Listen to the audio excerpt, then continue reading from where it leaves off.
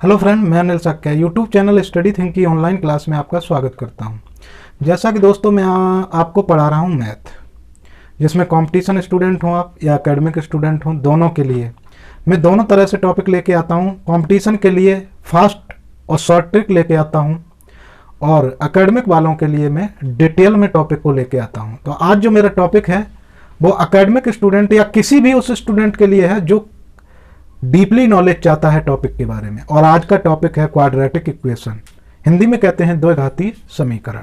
आज आप जानेंगे ये दो घातीय समीकरण क्या होता है, कैसे बनता है और इसको सॉल्व कैसे किया जाता है और क्या होता है द्विघातीय समीकरण। तो देखिए दोस्तों, द्विघातीय समीकरण अंग्रेजी में इसको कहते हैं क्वाड्रेटिक इक्वेशन। इसका जो स्टैंडर्ड फॉर्म होता है, स्टैंडर्ड फॉर्म हिंदी में इसको कहते हैं मानक रूप। इसका मतलब ये होता है दोस्तों कि क्वाड्रेटिक इक्वेशन का एक निश्चित रूप होता है, ठीक है, एक निश्चित आकार का होता है, वो हमेशा उसी रूप में लिखा जाना चाहिए। तो इसलिए इसके आकार और रूप को डिसाइड किया गया है और वो हमेशा वैसा ही होगा, तभी उसको हम कहेंगे द्विघातीय समीकरण। तो आइए देखते हैं वो स्टैंडर्ड रूप क्या है। ये होता है a x square plus b x plus c equal to 0। यहां ए बी और सी ये जो है कांस्टेंट संख्या होती है। कैसी होती है? कांस्टेंट, यानी न्यूमेरिकल, निश्चित संख्या होती हैं। और इसमें केवल एक ही वेरिएबल यूज हुआ, वो है एक्स। अब इसको द्विघातीय क्यों कहते हैं? इसमें आप ध्यान से देखिए कि जो वेरिएबल यूज हुआ है एक्स, अब आप कहेंगे सर वेरिएबल तो ए बी सी भी है, क्योंकि ये भी अल्फाबेटिकल नंबर है। हाँ है, लेकिन एक्स के सापेक्ष उनको कांस्टेंट माना गया। जब असली रूप इसका लिखेंगे, अभी ये तो स्टैंडर्ड रूप है, जनरल फॉर्म है, जिसमें आपको बताया जा रहा है कि इस रूप का होता है। और यहाँ ए बी सी जो ली गई हैं वो कांस्टेंट होती हैं और ये वेरिएबल होता है। तो द्विघातीय इसको क्यों कहते हैं? तो द्विघातीय इसलिए कहते हैं कि इसमें देखिए जो वेरिएबल यूज हुआ है एक्स, उसकी सबसे बड़ी पावर कितनी है? यहाँ पे देखिए 1 है, यहाँ पे कितनी है? 2। तो पूरे समीकरण में जो वेरिएबल यूज हुआ है उसकी सबसे बड़ी पावर है 2। इसलिए हम कहेंगे समीकरण की घात कितनी है? 2 है। इस समीकरण की पावर 2 है।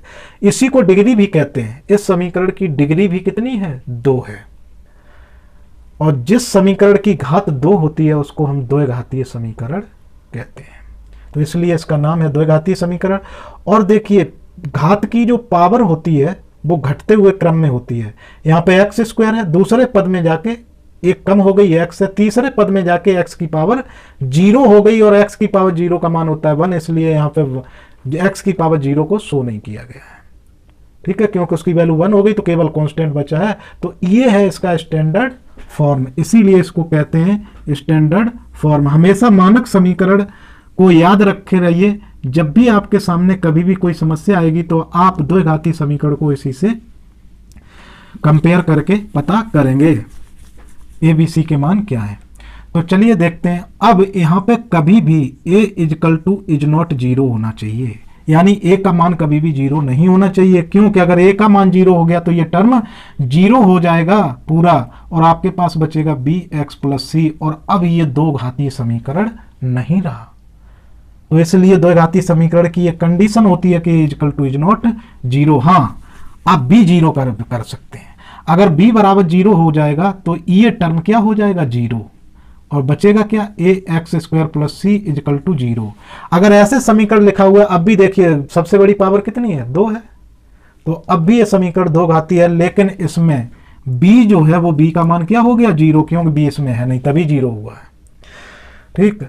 और c इजकल टू भी 0 हो सकता है।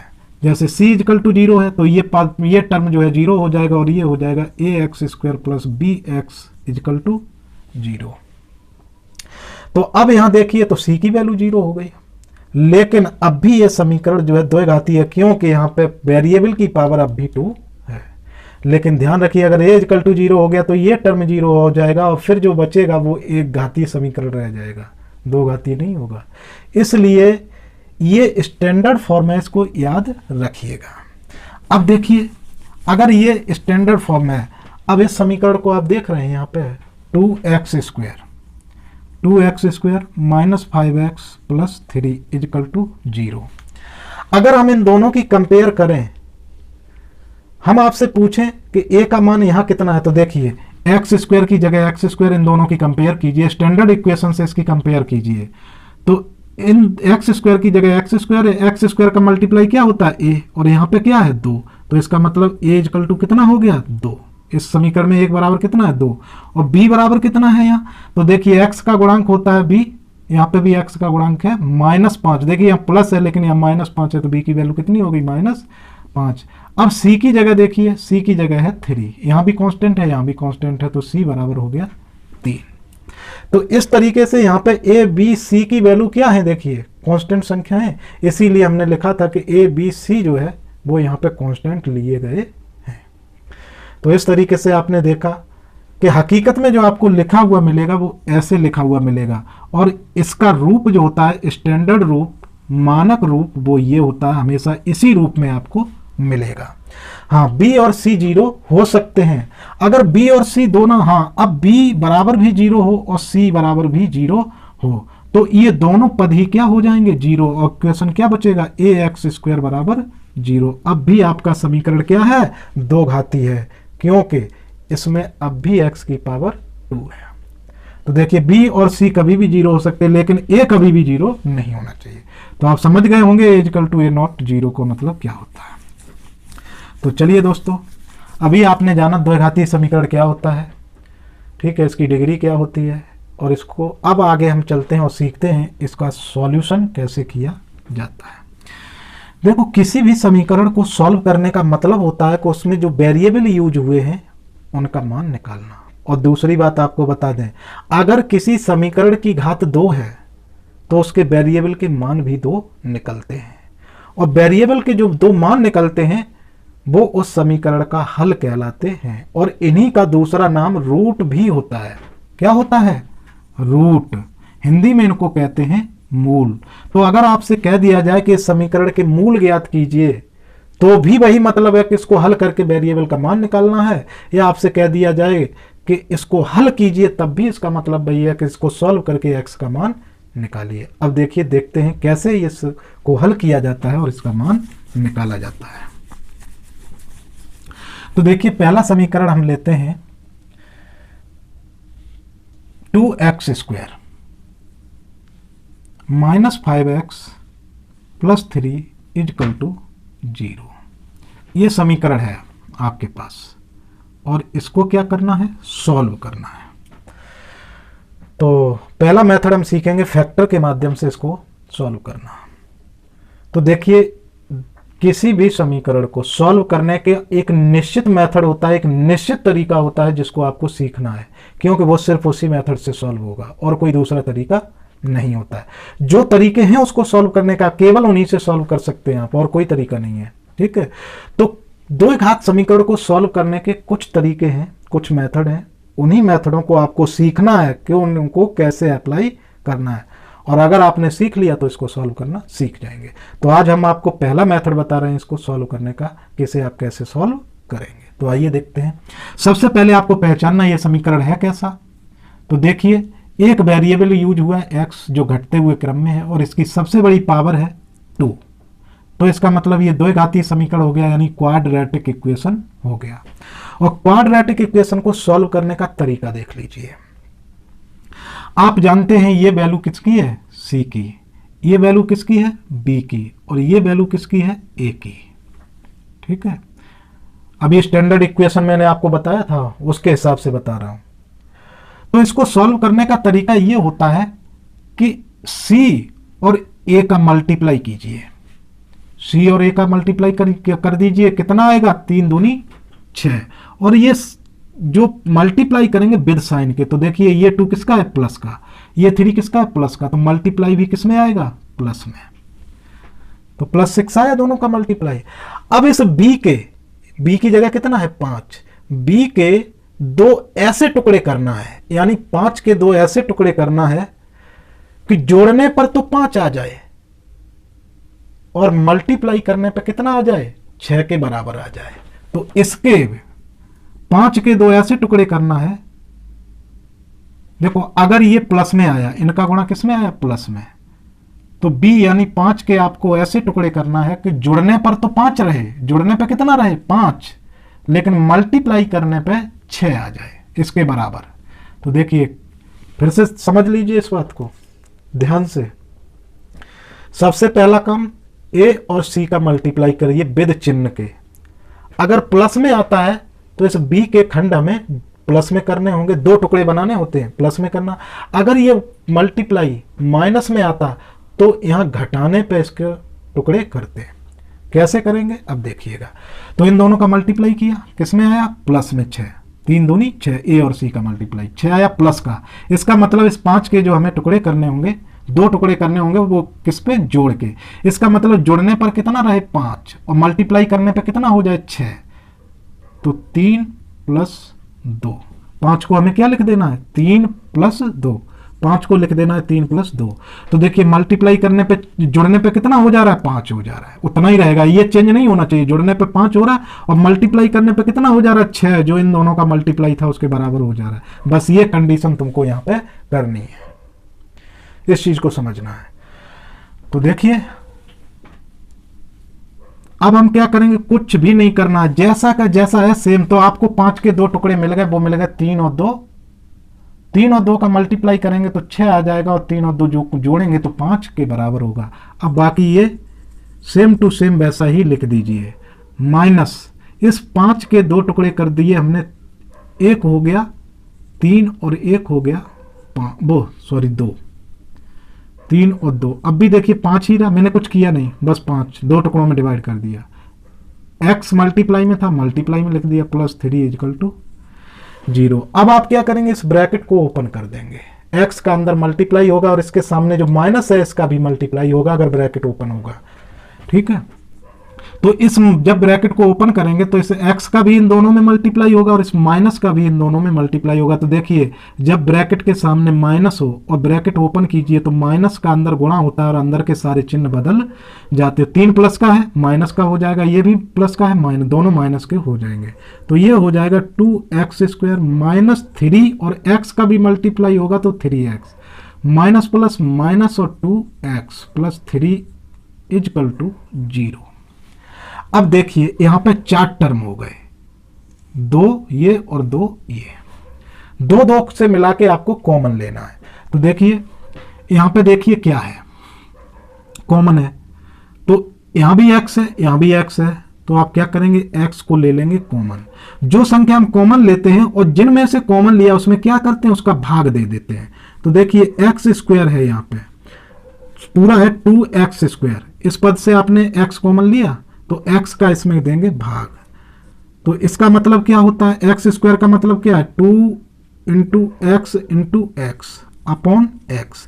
एक x से x से एक x कट जाएगा, बचेगा कितना 2।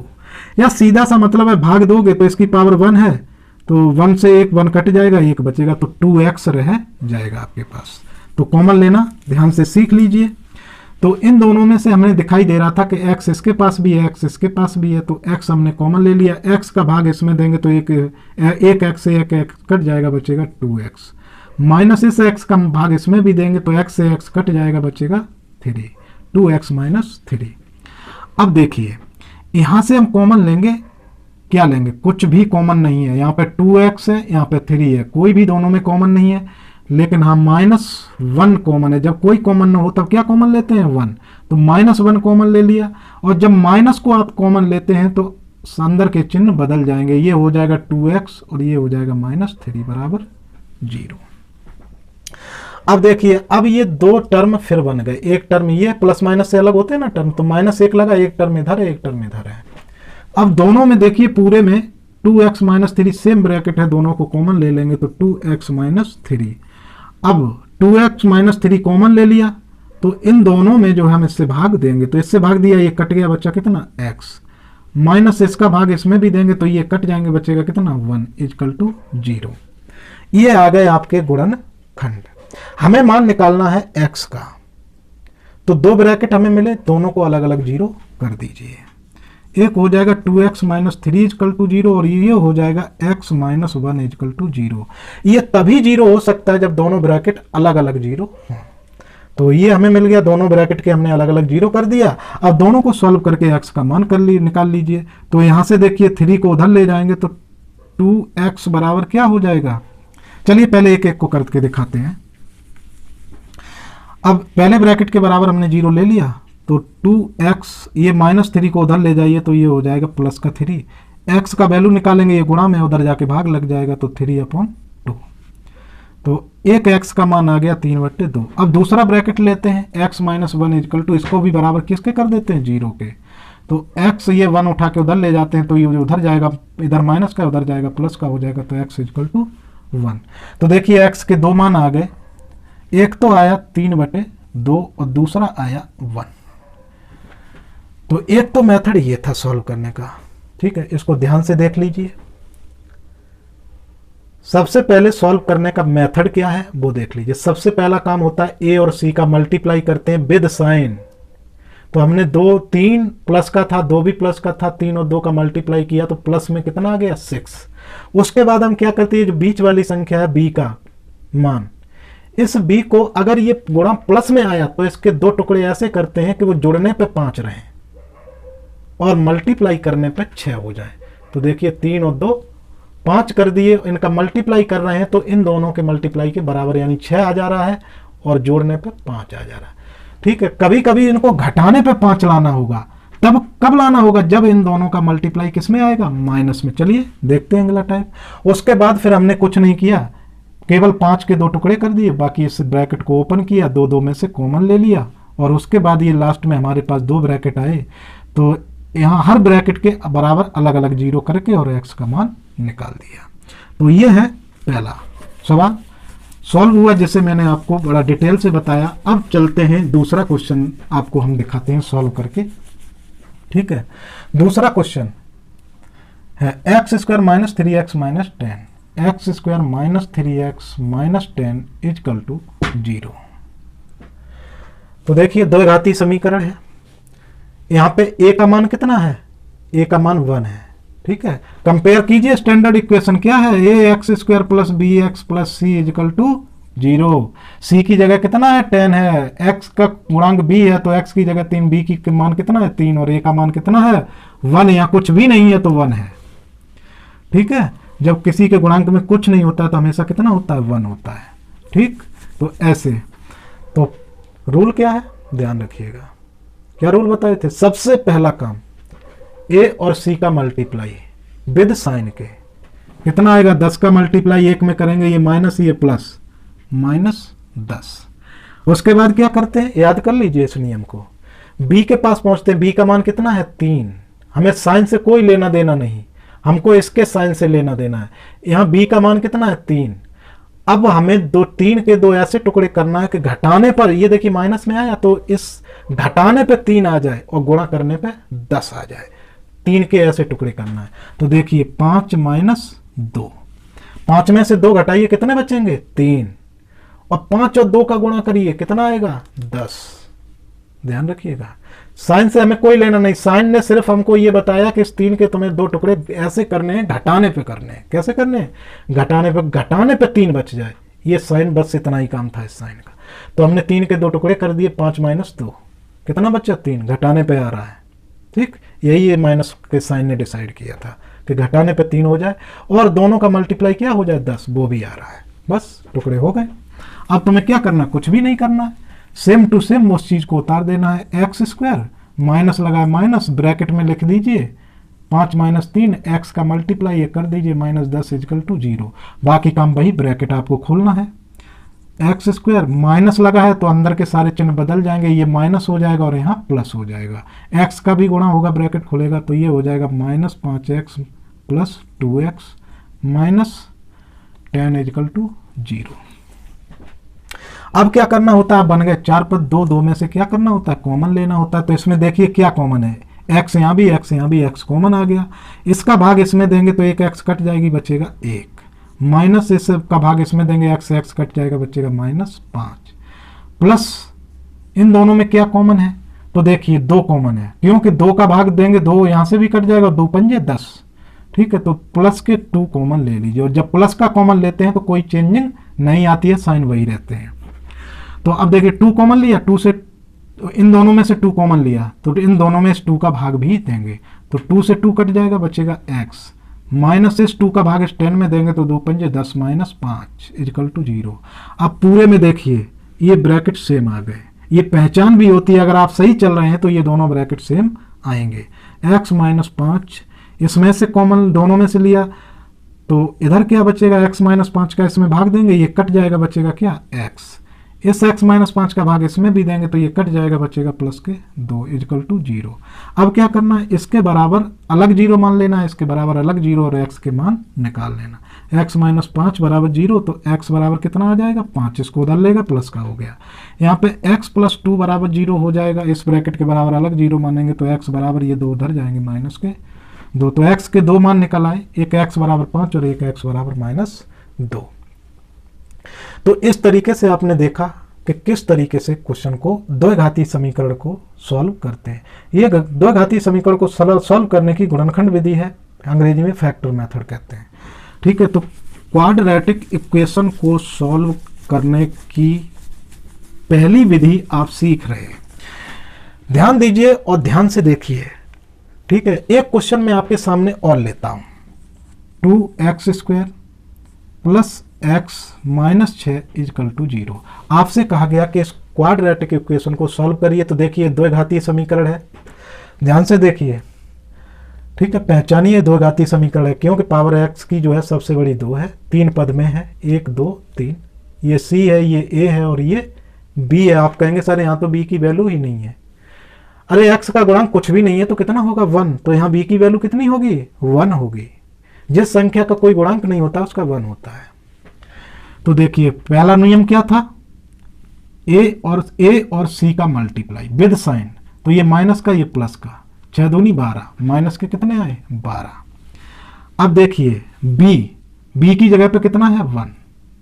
ठीक, ध्यान रखिए स्टैंडर्ड इक्वेशन को, ax² plus bx plus c equal to 0, तो x का गुणांक कुछ भी नहीं है यहाँ पे, तो क्या होगा 1 होता है। ठीक, तो b बराबर 1 है। अब इसके हमें जो है 2 खंड करने हैं और वो भी किस पे करने हैं, घटाने पे, क्योंकि इन दोनों का गुणा किस में आया माइनस में, तो घटाने पे करना है। कैसे करना है कि अगर उनको दोनों को घटा दें तो कितना आना चाहिए 1, घटाने पे 1 आना चाहिए और गुणा करने पे कितना हो जाए 12। तो ऐसी संख्या कितनी होंगी 4 माइनस 3। देखिए 4 में से 3 घटाइए कितना आ जाएगा 1, यानी अब 1 की जगह हम क्या लिख देंगे 4 माइनस 3, और इन दोनों का गुणा करो तो कितना हो जाएगा 4 3 12। आ रहा है कि नहीं, बस आपके खंड हो गए। यही इतना ही सोचना है, उसके बाद फिर तो जो चीज लिखी है सेम टू सेम लिख दीजिए, प्लस लगा है प्लस लिख दीजिए और ये 1 की जगह पे ये लिख दीजिए, बाकी x मल्टीप्लाई में वैसे ही लिख दीजिए, माइनस 6 इक्वल टू 0। अब ये ब्रैकेट खोलेंगे तो आगे देखिए प्लस है तो इसमें कोई चेंजिंग नहीं आएगी, बस x का अंदर मल्टीप्लाई कर दीजिए, तो 2x² प्लस के 4x minus 3x minus 6 equal to 0। 2 में से क्या करते हैं कॉमन लेते हैं, तो यहाँ से देखिए यहाँ पे 2 है, यहाँ पे 4 है, 2 दूनी 4, 2 से 2 कॉमन आ जाएगा और x भी कॉमन आ जाएगा, तो यहाँ से 2x कॉमन आ जाएगा। अब देखिए 2x का यहाँ भाग देंगे, जो कॉमन जिन में से कॉमन लिया हमने, इस पद में से इसमें से कॉमन लिया, कितना लिया 2x का भाग इसमें भी देंगे और 2x का भाग इसमें भी देंगे, जो बचेगा वो अंदर लिख देंगे। तो देखिए 2x का भाग जब इसमें देंगे 2 से 2 कट जाएगा, 1x से ये 1x कट जाएगा, 1 रह जाएगी, 2 है यहाँ पे तो 1x रह जाएगी, प्लस लगा प्लस लगा, तो अब इस 2x का भाग इसमें देंगे तो 2 का भाग 4 में देंगे, 2 दूनी 4, x का भाग x में देंगे कट जाएगी तो बचेगा केवल 2। अब यहाँ पे माइनस है, माइनस को कॉमन देखिए ये किस में आया प्लस में, तो ये भी किस में लाना है प्लस में, तो यहाँ माइनस है तो आप माइनस को कॉमन लेते हैं तो ये साइन उलट जाते हैं। तो माइनस के कितने कॉमन लेंगे, देखिए x तो केवल इसके पास है, इसके पास है नहीं, 3 दूनी 6, 3 दोनों के पास है तो 3 को ले लीजिए -3 कॉमन, तो ये 3 का इसमें भाग देंगे, 3 कट जाएगा, बचेगा x और वो भी किसका बचेगा प्लस का, तो x, क्योंकि माइनस कॉमन लिया तो ये प्लस हो जाएगा और ये माइनस कॉमन ले लिया तो ये भी क्या हो जाएगा प्लस, 3 का इसमें भाग देंगे, 3 दूनी 6 इक्वल टू 0। अब देखिए x प्लस 2, सॉरी ये भी प्लस हो जाएगा, x प्लस 2, पूरे में ब्रैकेट x प्लस 2 कॉमन है, कॉमन ले लीजिए, x प्लस 2 का भाग दिए कट गया, बच्चा 2x, इससे ये कट गया बच्चा -3 = 0। अब x का मान निकालना है, दोनों ब्रैकेट को अलग अलग 0 कर दीजिए। x + 2 = 0, तो x = -2, ये उधर गया, माइनस का इधर प्लस था, उधर गया माइनस हो गया। इसको अलग 0 कर दीजिए, 2x - 3 = 0, तो 2x = 3 हो जाएगा। x का मान निकालना, तो इस 2 को उधर ले जाएंगे, इधर मल्टीप्लाई में, उधर जाएगा भाग, हो जाएगा x = 3/2, तो x के 2 मान निकल आए। इन्हीं मानों को हम रूट भी कहते हैं और हिंदी में इनको मूल भी कहते हैं। अगर आपसे कहा जाए कि समीकरण के, इस इक्वेशन के मूल ज्ञात कीजिए, तब भी आपको यही करना है, और अगर कहा जाता है इसको हल कीजिए, तब भी यही करना है। तो हल करने का मतलब भी है x का मान निकालना, और रूट निकालने का मतलब भी है इसको हल करना। तो दोस्तों, इस तरीके से आपने देखा द्विघातीय समीकरण को आज सॉल्व कैसे किया जाता है। आगे हम लेके आएंगे इससे संबंधित और सारी बातें, और इसको मैं कई लेक्चर में लेके जाऊंगा और इससे संबंधित हर चीज को बताऊंगा। आप किसी भी लेवल की तैयारी करते हो या एकेडमिक स्टूडेंट हो, आपके लिए ये बहुत ही अच्छा लेक्चर होने वाला है। तो आप हमारे साथ जुड़े रहिए। हमारे चैनल है स्टडी थिंक, इसको लाइक, शेयर और सब्सक्राइब कीजिए। उसके बेल आइकॉन को प्रेस कर दीजिए, ताकि अगर मैं कोई नया वीडियो अपलोड करता हूं तो उसकी सूचना आपको मिल जाए। इसी के साथ मैं अपनी क्लास को समाप्त करता हूं। धन्यवाद। जय हिंद।